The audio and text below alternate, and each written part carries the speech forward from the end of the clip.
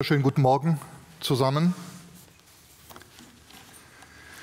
Dieses Lied, das wir gerade gehört haben, erinnert mich an die zwei schönsten Worte in der Offenbarung Kapitel 5.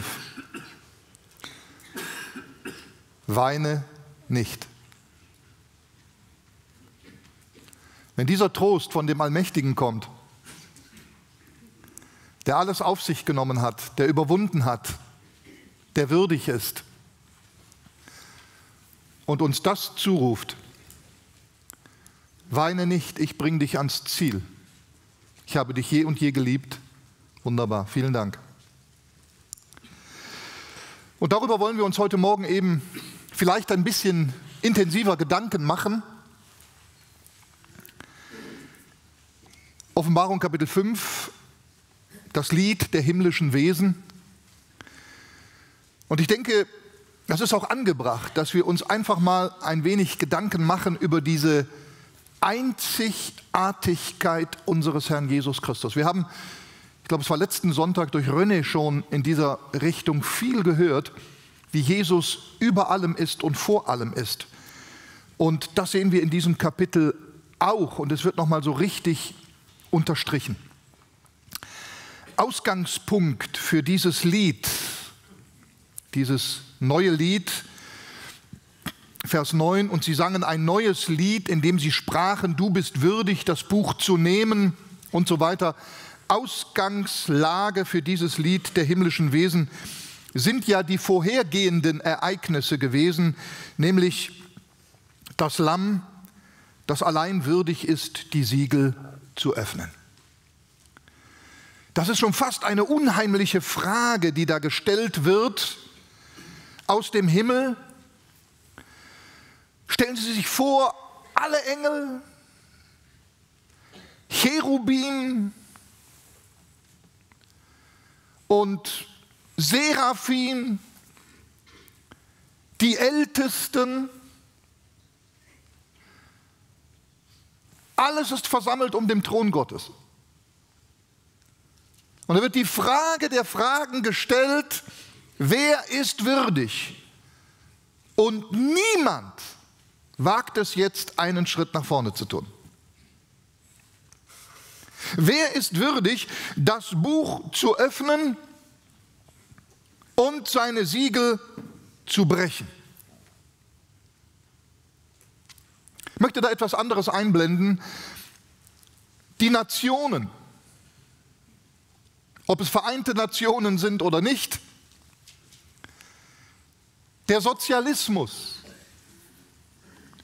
der Links- oder Rechtsradikalismus, der Materialismus, der islamische Terrorismus, alle Religionen und am Ende selbst das gesamte weltweite Antichristentum haben alle miteinander eins gemeinsam: Sie sind zum Scheitern verurteilt. Wie heißt es? Die Reiche dieser Welt gehen, Jesus Christus kommt. Sein Reich wird in Ewigkeit bestehen. Und hier sehen wir, wie er als der einzig Würdige auftritt und diese Siegel lösen kann, brechen kann für die Zukunft der Welt, für die Geschichtsereignisse der letzten Zeit. Und die Siegel bricht in Richtung eines neuen Himmels und einer neuen Erde. Und darum auch dieses neue Lied. Und wenn hier die Siegel gebrochen werden, gelöst werden durch das Lamm Gottes, dann werden wir natürlich erinnert an das Daniel-Buch im Alten Testament. Sie wissen ja, dass das Daniel-Buch und die Offenbarung, das sind diese beiden Parallelen. Und jetzt merken wir wieder einmal mehr, wie die Offenbarung an die Aussagen der Propheten immer anknüpft. Und das Zeitalter der Leibesgemeinde wird praktisch nicht mehr erwähnt. Die Gemeinde ist zu diesem Zeitpunkt meines Erachtens schon entrückt und es geht in der Offenbarung um die Erfüllung, ich werde nicht müde, immer wieder dasselbe zu sagen, der alttestamentlichen Aussagen und auch der Evangelien. Daniel, der befasste sich damit und dem wurde das offenbart. Und das, was ihm offenbart wurde, das sehen wir dann im letzten Buch der Bibel, in der Offenbarung. Da heißt es in Daniel 12, Vers 1b und folgend, da wird ihm gesagt, denn es wird eine Zeit der Drangsal sein, das ist die große Trübsal, ja, die Offenbarungszeit, wie es noch keine gab, seitdem es Völker gibt, bis zu dieser Zeit, aber zu jener Zeit wird dein Volk gerettet werden. Also in der Zeit der Drangsal, der Offenbarungszeit, wird Israel gerettet. Jeder, der sich im Buch eingeschrieben findet, das Buch finden wir ja auch wieder in der Offenbarung. Und viele von denen, die im Staub der Erde schlafen, werden aufwachen. Die einen zum ewigen Leben, die anderen zur ewigen Schmach und Schande, finden wir auch in der Offenbarung. Und die Verständigen werden leuchten wie der Glanz der Himmelsausdehnung und die, welche die vielen zur Gerechtigkeit weisen, wie die Sterne immer und ewiglich. Finden wir auch in der Offenbarung. Du aber, Daniel, verschließe diese Worte und versiegele das Buch bis zur Zeit des Endes. Viele werden darin forschen und die Erkenntnis wird zunehmen. Das betrifft überhaupt alle Aussagen der Bibel. Dann ab Vers 7b, eine Zeit, 2 Zeiten und eine halbe Zeit, also 3,5 Jahre. Und wenn die Zerschmetterung der Kraft des heiligen Volkes vollendet ist, so wird das alles zu Ende gehen. Das hörte ich, verstand es aber nicht. Darum fragte ich, mein Herr, was wird das Ende von diesen Dingen sein? Er sprach, geh hin, Daniel, denn diese Worte sollen verschlossen und versiegelt bleiben bis zur Zeit des Endes. Und jetzt in der Offenbarung, Jahrhunderte nach Daniel, sind wir in diese Zeit angekommen. Und die Offenbarung und die Eröffnung der Siegel ist die Fortsetzung der Weissagung Daniels. Zu seiner Zeit konnte er diese Zusammenhänge noch nicht verstehen.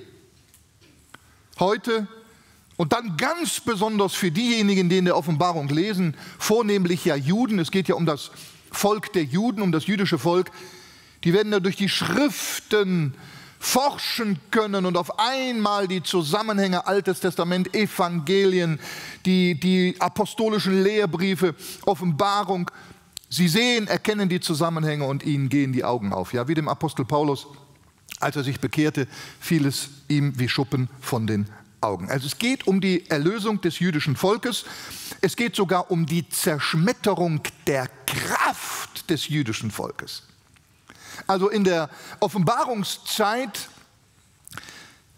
da wird Israel am Ende sein. Niemand ist stark durch eigene Kraft, sagt uns die Bibel, ja?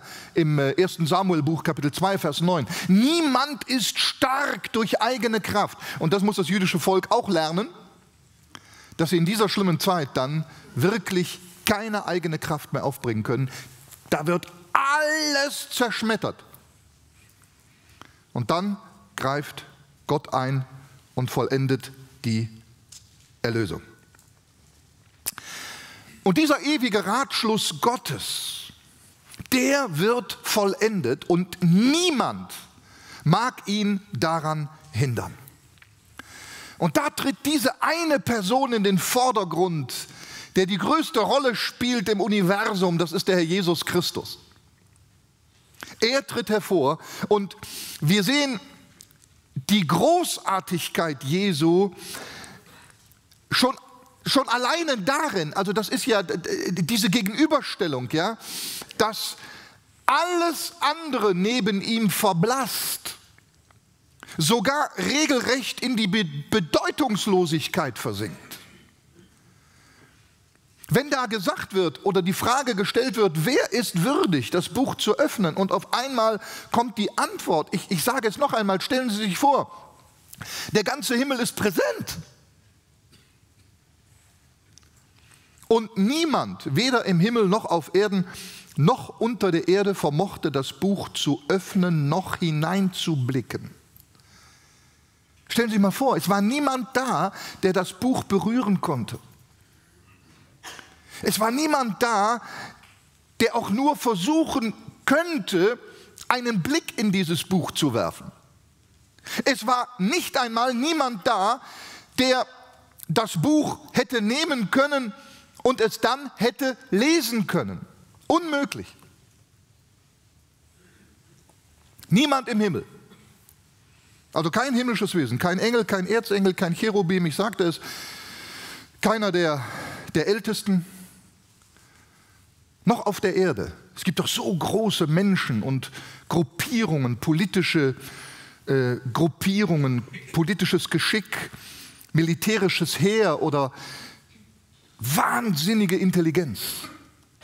Aber sie stoßen alle an ihre Grenze. Niemand unter der Erde, keine Fürstentümer, keine Herrschaften, niemand, also vielleicht ist das auch ein Hinweis auf dämonische Mächte, also alle müssen einen Schritt zurück, alle müssen stehen bleiben, alle, ja, versagen.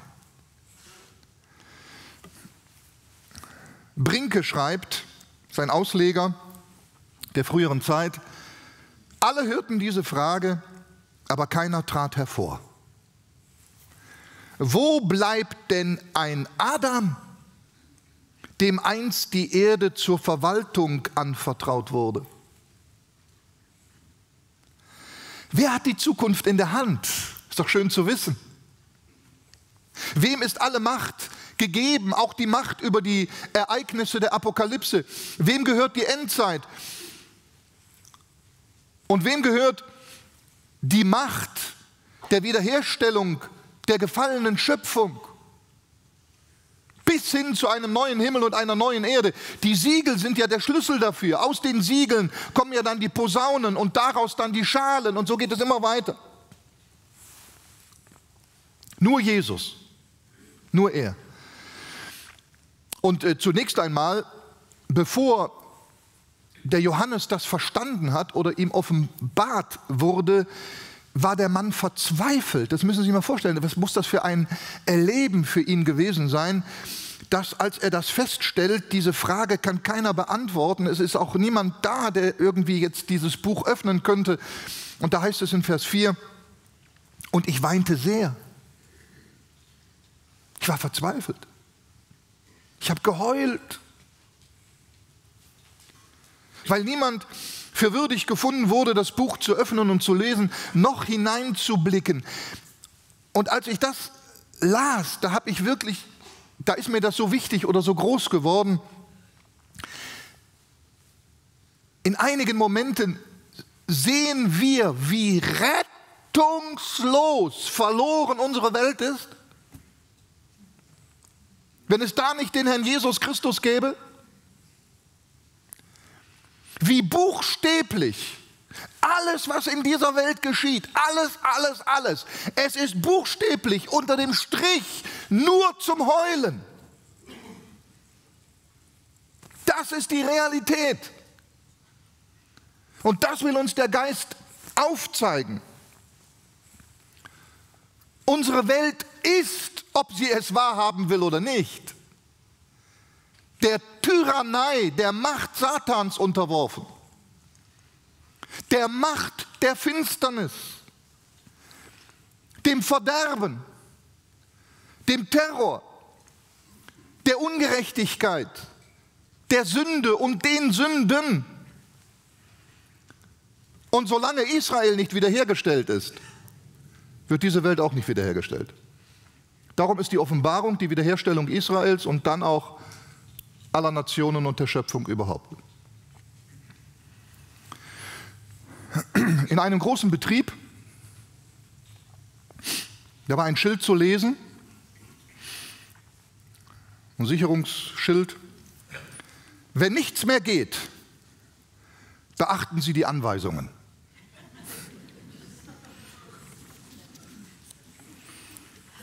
Und genau das wird jetzt hier getan. Also ich gehöre auch zu den Menschen, die die Betriebsbeschreibung immer erst lesen, wenn es nicht mehr geht. Vorher bin ich zu ungeduldig, dauert mir alles zu lange, meistens sind noch so lange Blätter. Ja? Von Ikea hat man irgendwie ein Möbelstück gekauft, das kriegt man schon zusammen. Und auf einmal denkt man, Mensch, da fehlen doch Schrauben. Ja? Die haben doch was vergessen. Und dann wird gesagt, Mensch, lies doch mal die Beschreibung.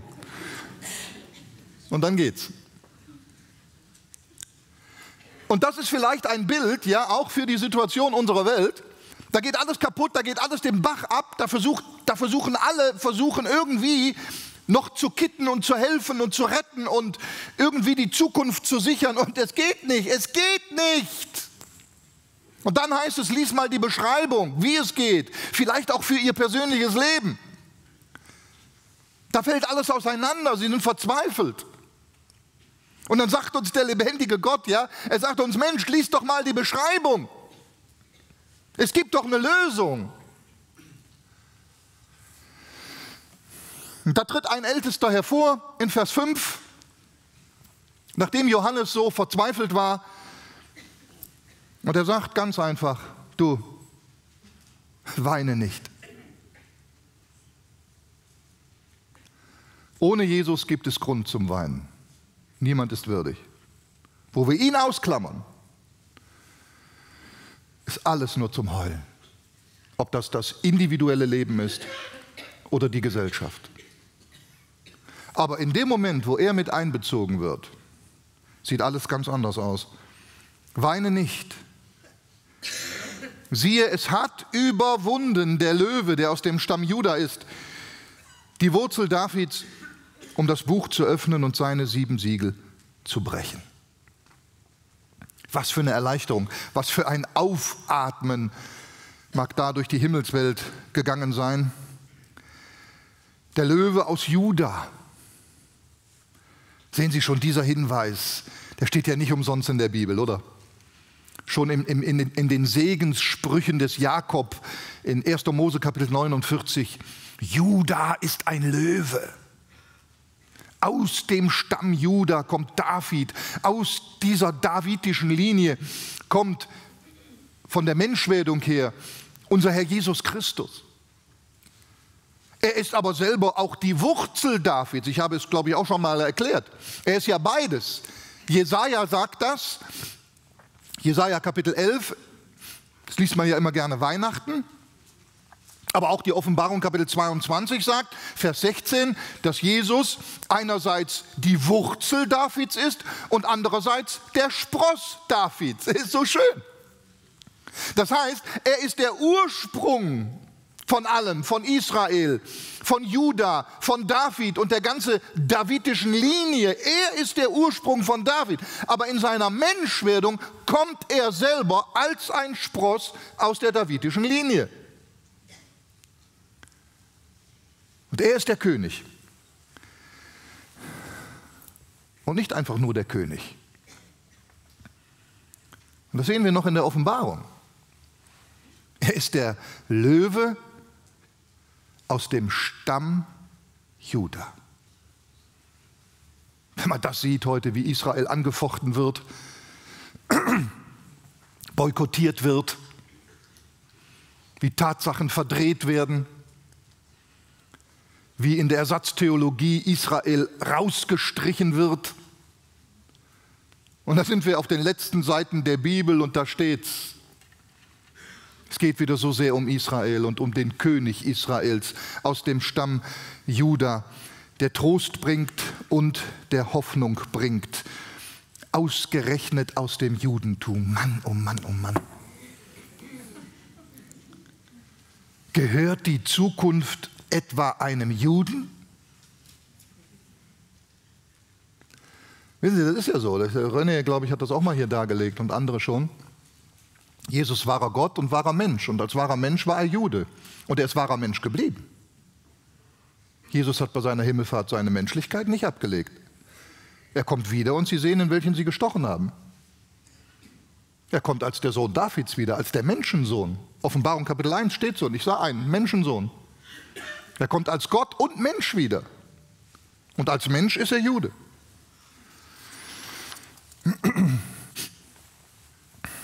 Dann heißt es weiter, im nächsten Vers sagt also der Engel, beziehungsweise der Älteste, weine nicht, es hat überwunden der Löwe aus Juda. Und dann ist wie ein Paradox, Vers 6 und 7, und ich sah und siehe in der Mitte des Thrones und der 4 lebendigen Wesen und inmitten der Ältesten stand ein Lamm, wie geschlachtet. Es hatte 7 Hörner und 7 Augen, welche die 7 Geister Gottes sind, die ausgesandt sind über die ganze Erde. Und es kam und nahm das Buch aus der Rechten dessen, der auf dem Thron saß.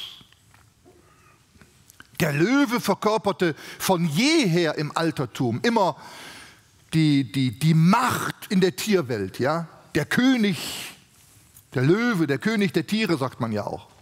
Und das Lamm ist ja genau das Gegenteil. Ein Lamm symbolisiert ja eigentlich Ohnmacht, Hilflosigkeit, Schwäche. Aber Jesus, der Löwe aus Juda, hat ausgerechnet als Lamm gesiegt. Er hat den Teufel besiegt und die Macht der Finsternis und die Sünde besiegt und alles Elend dadurch, dass er ein Lamm wurde. Und das wird herausgestrichen. Jetzt kommt er, der das Lamm dieser Welt geworden ist, das Passalamm für die Welt geworden ist. Er, der alle Sünde auf sich genommen hat, der ist würdig, die Welt zu richten. Und da kann keiner sagen, du hast ja kein Gefühl und du weißt ja nicht, wie das ist. Er, der versucht ist, allenthalben, gleich wie wir, der um alles weiß, um Schwäche, um Einsamkeit, um Not, der weiß, was es bedeutet, was Sünde mit einem Menschen anrichten kann, was es bedeutet, von Gott verlassen zu sein, der das alles durchgemacht, durchgelebt hat, bis in den bitteren Tod. Der ist würdig, die Apokalypse zu verwirklichen. Das macht nicht irgendeiner. Das macht der, der der Welt Sünde getragen hat. Und wo befindet er sich? Wir haben es gelesen, in der Mitte des Thrones. Das heißt, Jesus ist eigentlich, das sehen wir da auch wieder, der Vater und der Sohn sind wesenseins. Jesus ist eigentlich genau, als Menschensohn hat er sich zur Rechten Gottes des Vaters gesetzt, aber als ewiger Sohn Gottes ist er eben Gott gleich. Und darum ist er selbst die Mitte des Thrones und das Zentrum des Himmels, der Mittelpunkt des Himmels und der Ewigkeit. Geschlachtet wie ein Lamm, ein Bild für seinen Tod und seine Auferstehung. 7 Hörner hat dieses Lamm. Horn in der Bibel symbolisiert immer Macht bzw. Kraft, ja? Das Horn des Heils hast du aufgerichtet in deinem Gesalbten. Also, wenn Horn Macht und Kraft bedeutet, Nationen wurden auch manchmal so dargestellt, das Horn einer Nation gegen Israel, also die Macht, die Kraft einer Nation gegen Israel. Und Jesus, das Lamm, 7 Hörner, Allmacht, 7, Vollzahl, Allmacht. 7 Augen, welches die 7 Geister Gottes sind. Allwissenheit, Allgegenwart. Gott umgibt und durchwebt alles in allem. Er ist immer da, er sieht alles. Jesus, das Lamm. welches die 7 Geister Gottes sind. Jesaja Kapitel 11, ja, Vers 2. Und der Geist des Herrn ist auf mir, der Geist des Rates und der Kraft und so weiter und so fort. Jesus Christus.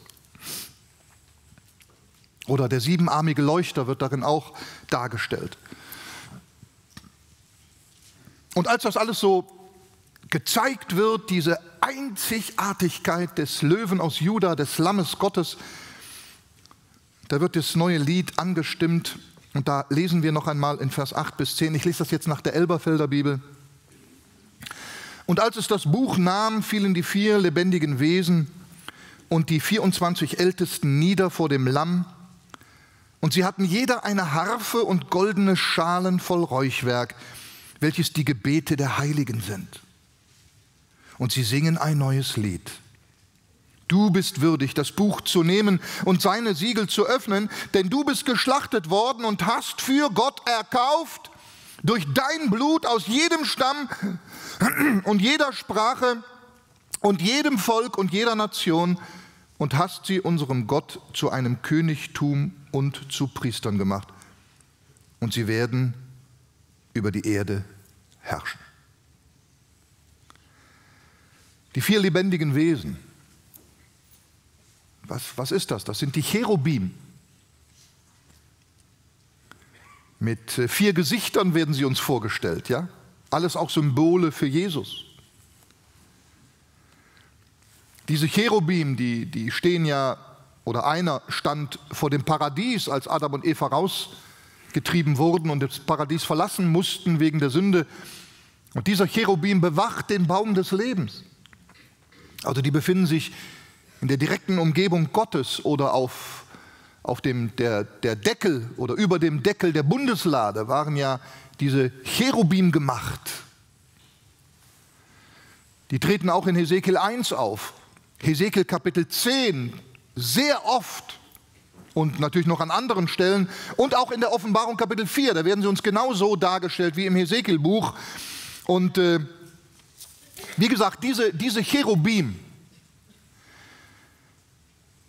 die stehen für die Macht und die Zentrale Gottes, die befinden sich offensichtlich direkt um den Thron Gottes. Darum sind sie auch auf der Bundeslade abgebildet, wo ja die Gegenwart Gottes war. Ja, und 24 Älteste. Und das ist jetzt die Frage der Frage, ne? Die Mutter aller Fragen. Wer sind denn jetzt die 24 Ältesten? Und ich muss Ihnen hier ganz offen sagen und gestehen, dass ich da meine Meinung auch geändert habe. Wieder mal. Ist halt eine Entwicklung, die man durchmacht. Aber ich finde das gar nicht schlimm, ist doch schön, ne, wenn es noch Veränderungen gibt. Als wenn man immer nur bei dem bleibt, um dabei zu bleiben. Nichts im Text, ich versuche, ich habe es noch nicht immer geschafft, aber ich bin zumindest dabei, mich darin zu üben. Was sagt der Text selbst? Ja? Das ist ja mal schlüssig. Nichts im Text deutet darauf hin, dass die 24 Älteste ein Symbol für irgendetwas wären. Nein. Es wird nicht angedeutet. Und darum, liebe Geschwister, glaube ich, dass es diese 24 Ältesten wirklich gibt. Das sind Engelwesen.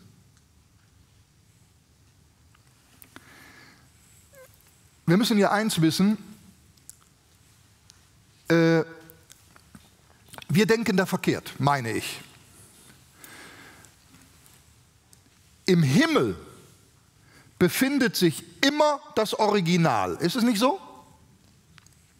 Und auf der Erde gibt es immer ein Abbild dieses Originals. Ja, so hat zum Beispiel Gott hat dem Mose gezeigt, wie er die Stiftshütte bauen muss, das Zelt Gottes, vom Himmel her, weil es dieses Zelt Gottes im Himmel wirklich gibt. Und da gibt es noch viel mehr. Die Stiftshütte, Der Tempel, es gibt ja im Himmel einen Tempel. Die Kopie des himmlischen Tempels ist der Tempel in Jerusalem. Die Bundeslade, Offenbarung Kapitel 11, die existiert im Himmel. Die Kopie stand im Tempel. Die Cherubim, existieren die real oder nicht?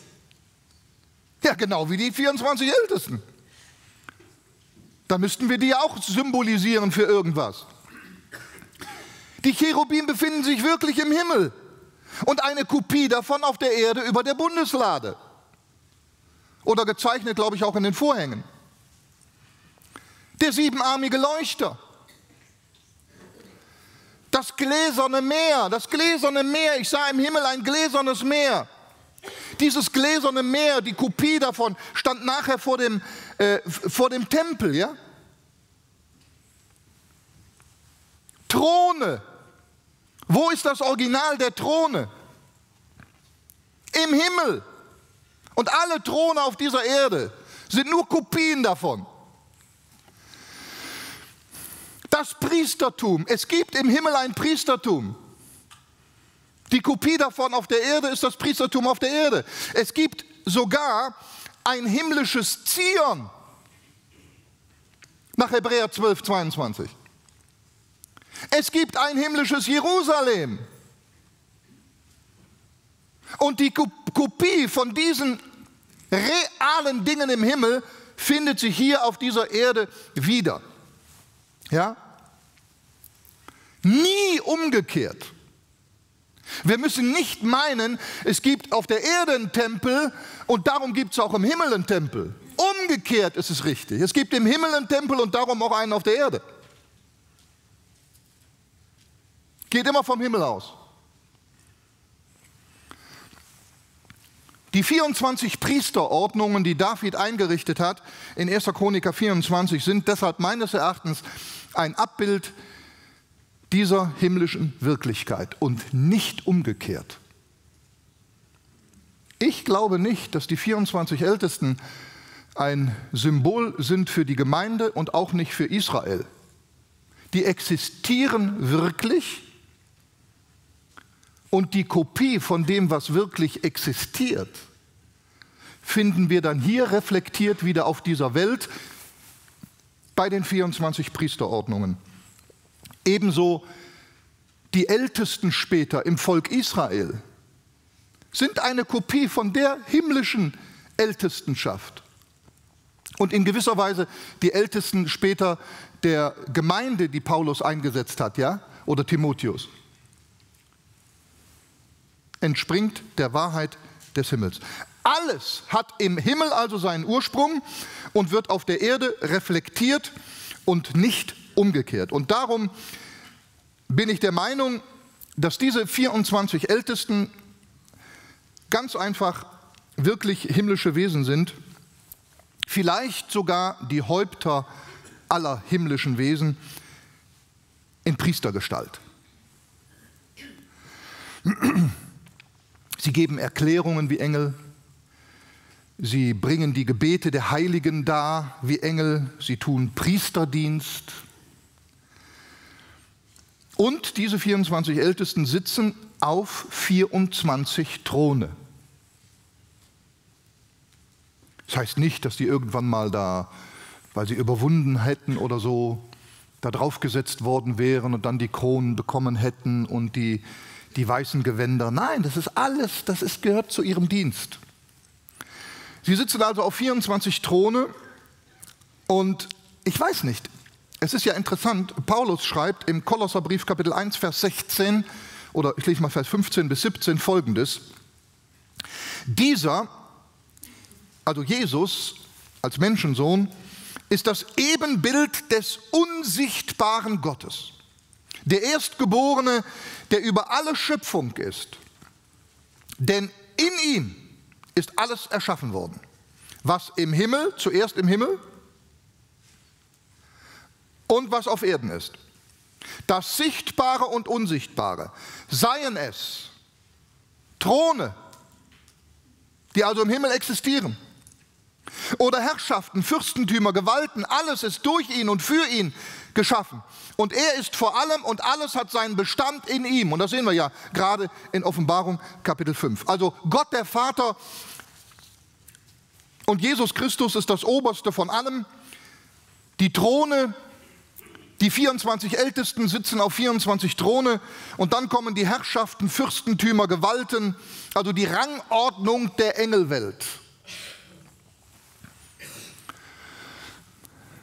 Also bilden Sie sich Ihre Meinung, aber ich wiederhole es nochmal, ich glaube, dass die 24 Ältesten wirklich existieren. Und sie sind selber Engel, also himmlische Wesen, ja? Wie auch die Cherubim. Und diese Ältesten nun, die tragen ja goldene Schalen voll Räucherwerk, heißt es, welches die Gebete der Heiligen sind.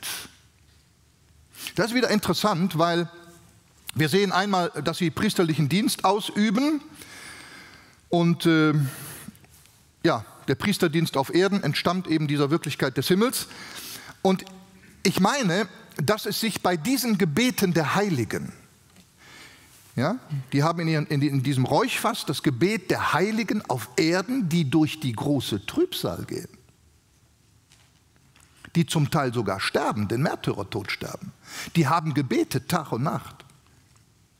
Und jetzt in dieser Offenbarungszeit, in dieser großen Drangsalszeit, nehmen die Gebete, die bleiben, und bringen die vor Gott.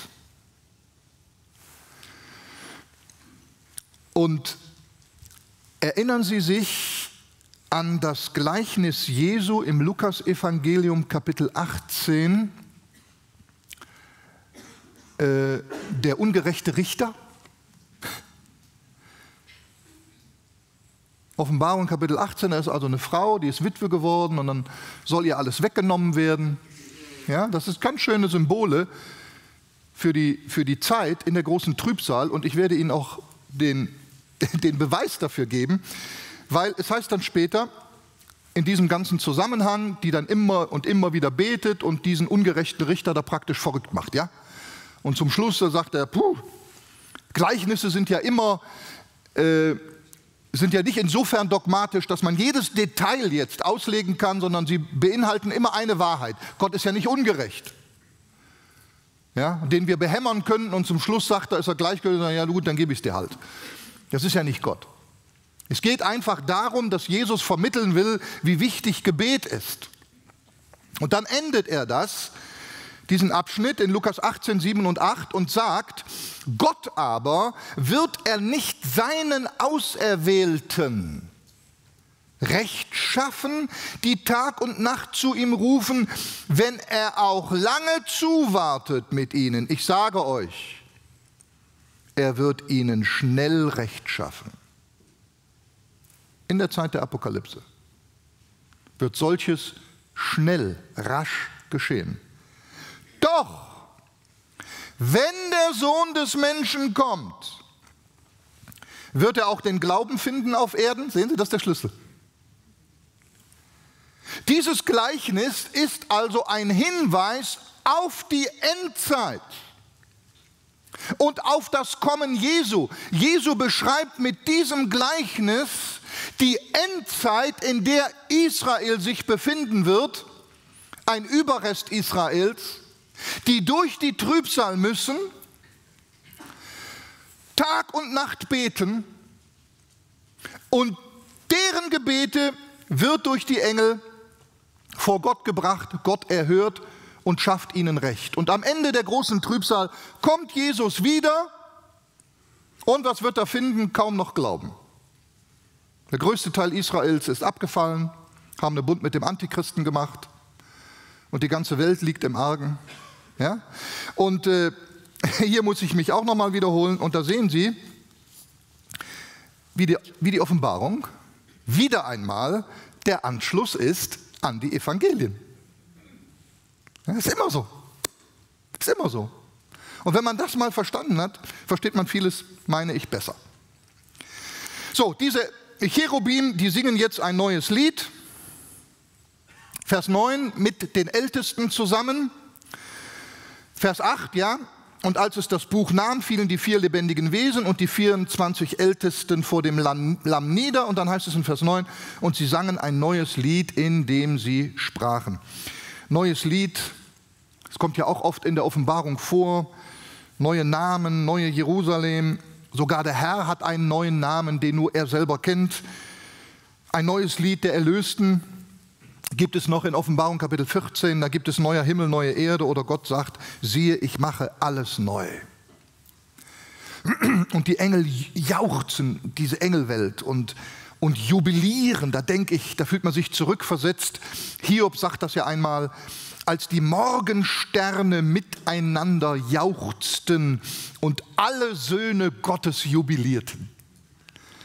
Als Gott die Erde schuf und das sichtbare Universum.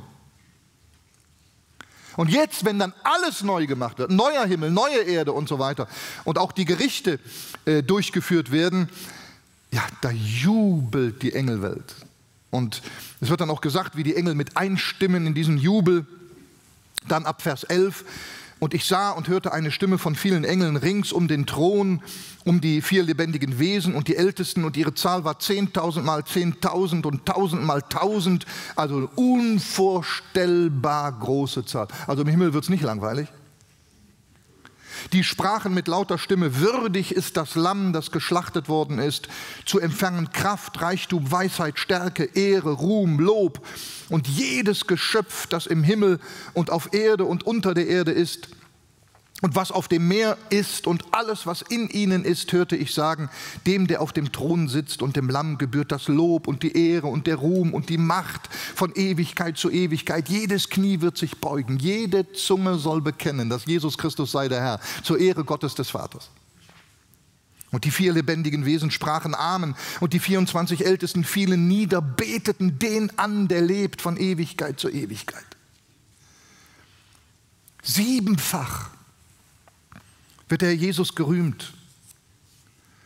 Einmal seine Kraft. Die wissen, worum es geht. Mir ist gegeben alle Gewalt, alle Kraft, alle Macht im Himmel und auf Erden. Was für ein Trost, dass wir das wissen dürfen als Kinder Gottes. Wir sind eingehüllt in seiner Kraft. Reichtum. Aller Reichtum kommt von ihm. Ihm gehört sowieso Himmel und Erde, alle Schätze dieser Welt. Wir machen uns so gerne so viel Sorgen. Ist uns auch nicht verheißen, dass wir im Geld schwimmen werden. Aber dass er uns durchbringt. Alles, was wir fürs Leben brauchen. Weisheit sind die geistlichen Reichtümer. Wir brauchen so viel Weisheit, Takt, Mitgefühl, geistliches Verständnis des Wortes Gottes. Jesus wird dafür gerühmt, seine Kraft, sein Reichtum, seine Weisheit. Und dann wird nochmal erwähnt, Stärke. Interessant, einmal Kraft und jetzt Stärke, nochmal, ist wie so eine Wiederholung. Aber in dem ersten, da wird seine überlegene Souveränität damit geschildert, ja, seine Kraft. Er hat doch alles in Händen. Er kann doch lenken und leiten und fügen, wie er will. Und jetzt seine Stärke. Was sagte der Apostel Paulus in Epheser 6,10? Im Übrigen, meine Brüder, seid stark in dem Herrn und in der Macht seiner Stärke. Sei nicht stark in dir selbst. So ein Trost. Als ich das heute Morgen nochmal anschaute, das Manuskript, ich mir dachte, Mensch, was bin ich eigentlich froh. Ich muss ja gar nicht stark sein. Was habe ich ein Vorrecht? Die Welt muss immer stark sein, in eigener Kraft. Und die müssen boxen und kämpfen. Ja, wir sind auch nicht faul als Christen. Aber wir müssen nicht stark sein. Wir haben einen Herrn, der stark ist. Ich habe es ja schon zitiert hier aus dem 1. Samuelbuch 2,9. Als die Hannah hat das gesagt, als sie ihren Samuel bekam, ja, vorher war ja nichts drin, ja, bekam keine Kinder, war enttäuscht, hat geweint, war traurig. Kann der Mensch machen, was er will. Die betet vor Gott. in Schilo, der Herr erhört sie und ein Jahr später hat sie einen Sohn. Und dann lobt sie, ähnlich wie Maria, das Magnificat und sie sagt, niemand ist stark durch eigene Kraft. Gut zu wissen. Und dann noch Ehre. Paulus sagt, wir suchen nicht unsere eigene Ehre. Alle Ehre gebührt ihm. Und Ruhm. Und in dem Wort Ruhm kommt auch, ja, daher kommt auch das Wort berühmt. Ruhm, berühmt. Er muss bekannt gemacht werden. Er muss in der Gemeinde gelobt werden, im gemeinsamen Gebet, Dankgebet, Lobgebet. Und gelobt, das kommt ja dann auch hier als letztes, 7. Lob. Schon der Vater hat den Herrn Jesus bei der Taufe und nachher auch bei der Verklärung gelobt. Das ist mein lieber Sohn, an dem ich wohlgefallen habe. Und dann stimmt die ganze Engelwelt mit ein, von groß bis klein, alle Rangordnungen. Milliarden von Milliarden, Billiarden von Billiarden mal Billiarden Engel stimmen ein, fallen vor ihm nieder und loben ihn. Wenn ich da jetzt dran denke, dass wir als Gemeinde Jesu in Christus verherrlicht sind, dass wir sein Leib sind, er unser Haupt. Wisst ihr, was das bedeutet, wenn wir mal im Himmel sind?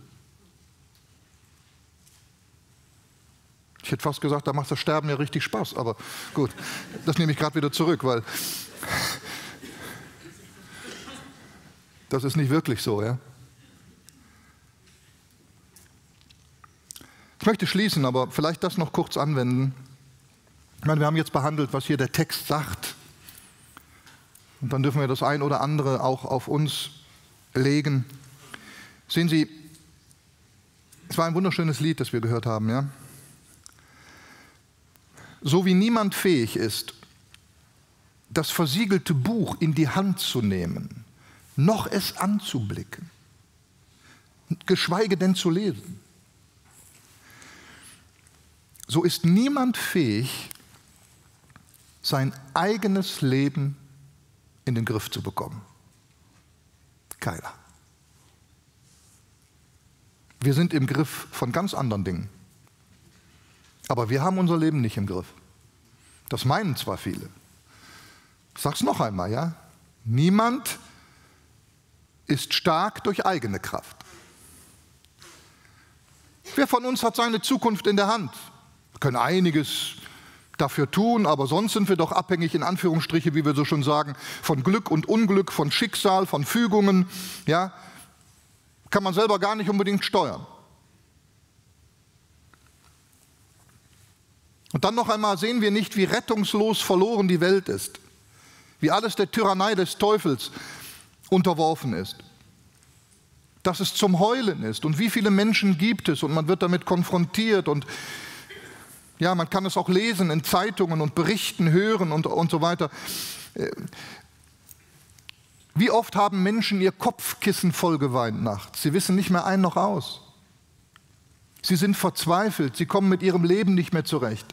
Sie kommen mit ihren Familien nicht zurecht. Sie kommen auf der Arbeit nicht zurecht. Sie kommen mit ihrem eigenen Leben, mit ihrer Sünde kommen sie nicht zurecht. Vielleicht mit Bindungen oder Süchten. Sie wollen gar nicht so sein, aber sie sind so, weil sie nichts im Griff haben. Manche greifen dann zum letzten Mittel. Wie gut. Auch wir als Christen kommen immer wieder an den Rand unserer Kräfte. Und manchmal sind auch wir verzweifelt, also ich kenne das. Und Ängste übermannen uns. Aber wie gut ist es dann zu wissen, dass da einer Vollmacht hat, der sagen kann, weine nicht. Das müssen Sie sich gelb anstreichen mit Leuchtstift. Weine nicht. Und immer wenn es Ihnen traurig geht, gucken Sie das an. Weine nicht. Da ist einer, der für dich überwunden hat, der alles gut machen kann, der dein Leben in seine Hand nehmen kann. Weine nicht. Und wäre es nicht schön, wenn vielleicht die alte Leier des Lebens endlich ausklingt und es zu einem ganz neuen Lied käme? Wie viele wünschen sich das? wenn die hässlichen Strophen unseres Lebens ausgelöscht werden und ganz neue Strophen eingesetzt werden. Ist das möglich? Wenn Jesus dein Leben wie diese Siegelrolle in seine Hand nimmt, dann löst sich manches. Da ist ein Mann, der sieht einen Autoaufkleber und auf dem Autoaufkleber steht der Satz: In meinem Leben spielt Gott keine Rolle. Und der hat sich geärgert. Wieder so ein Atheist, so ein Besserwisser. Und dann geht er näher an das Auto heran und er sieht dann, wie da klein drunter geschrieben war: Er ist der Regisseur. Also mit anderen Worten, in meinem Leben spielt Gott nicht bloß eine Rolle. In meinem Leben hat er das Sagen. Er ist der Regisseur. Er hat es in den Griff genommen. Und wenn Jesus, vielleicht heute Morgen ganz neu, dass Sie das sagen: Herr, jetzt packe ich aus, jetzt ist mal wieder Zeit. Manchmal hat man so Zeiten, ne? Da will ich alles auspacken, meine Ängste, meine Sorgen, meine Sünden, alles, ich will alles auspacken, abladen. Oder dass jemand sagt: Ich habe mein Leben ja überhaupt noch gar nicht im Griff, noch nie gehabt. Ich möchte es dir jetzt übergeben. Nimm du es in deine Hand und meine ganzen Situationen. Dann wird er es tun und er wird unser Leben für sich öffnen und für seine Ewigkeit, an der wir dann auch teilhaben dürfen. Amen. Nur noch beten. Ach, himmlischer Vater, wie ist das gut, dass wir deinen Sohn haben, den Herrn Jesus Christus, dem alle Macht gegeben ist im Himmel und auf Erden. Und dass wir unser Leben, Herr Jesus Christus, dir anvertrauen dürfen. Du trittst als der Einzige hervor, wo alle versagen. Da bist du der die Siegel öffnen kann, der Wendung geben kann, der es zu einem neuen Lied bringen kann, der den ganzen Himmel in Bewegung versetzt, weil du würdig bist. Und wir geben dir hier unser Lob und unsere Ehre, Herr. Der Ruhm, die Stärke, die Macht, die Weisheit, der Reichtum, alles gebührt dir. Wirke es doch durch deinen Geist, dass unter uns Menschen sind, die das jetzt nicht nur gesehen oder gehört haben, sondern die das jetzt auch beherzigen und umsetzen und sagen: Herr, hier ist mein Leben versiegelt, verkrampft, verschlossen. Ich gebe es dir, nimm es in deine Hand. Wirke es doch, Herr, in deiner Güte und Gnade. Amen.